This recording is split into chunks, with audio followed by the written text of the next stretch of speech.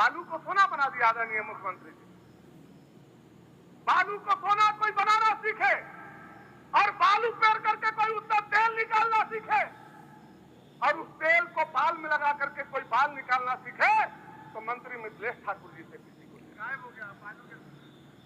आज बालू को क्या कर दिया महोदय, झारखंड से गायब हो गया।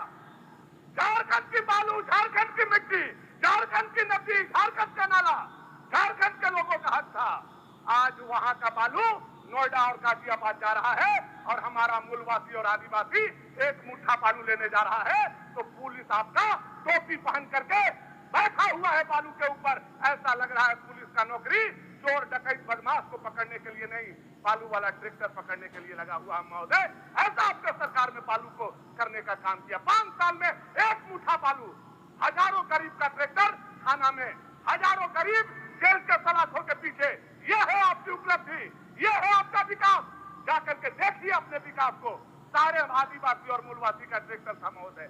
हाईवा से बड़ा लोग ले गया लेकिन ट्रैक्टर वाला पकड़ा गया।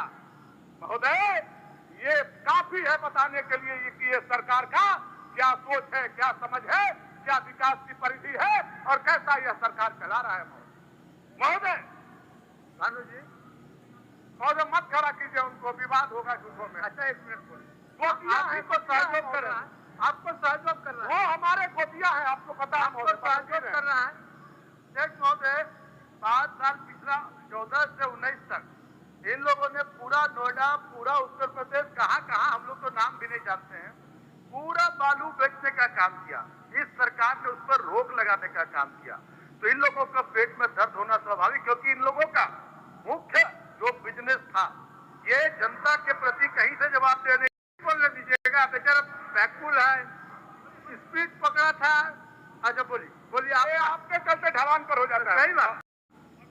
1951 में महोदय झारखंड में, नहीं सुनिए थोड़ा सा गंभीर बात सुनिए। चलिए भानु जी चलिए, आप लोगों के लिए यह सदन और यह सरकार अंतिम है, सुन लीजिए अंतिम बार आप लोग। महोदय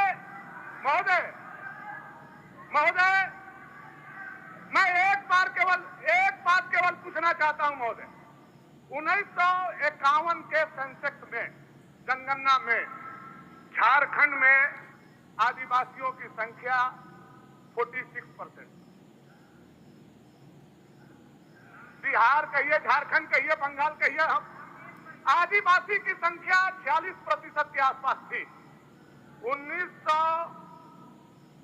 2011 में महोदय सेंसेक्स हुआ है और हम लोग एक अनुमान लगा रहे हैं आज आदिवासी की संख्या घट करके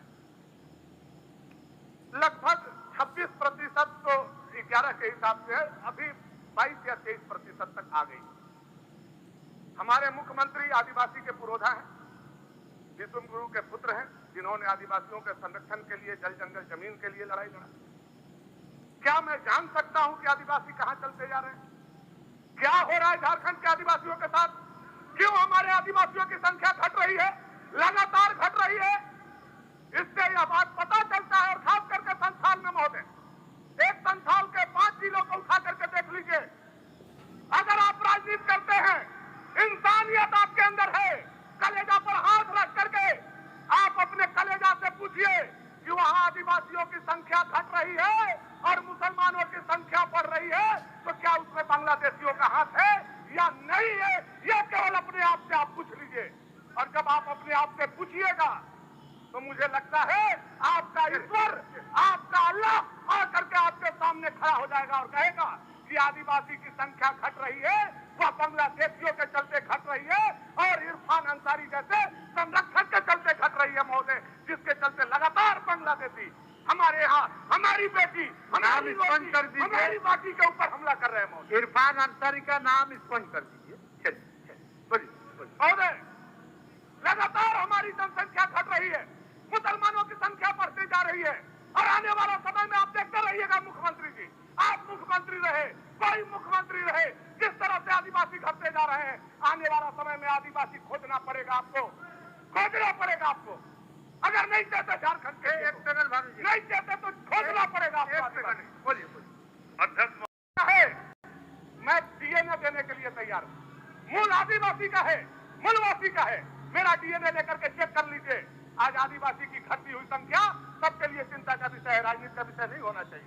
और जब यह विषय हम बोलते हैं तो क्यों आप लोगों को तिरमिरी होता है, क्यों तकलीफ होती है आप लोगों को? क्या मेरा हक नहीं है आदिवासी पर बोलने का?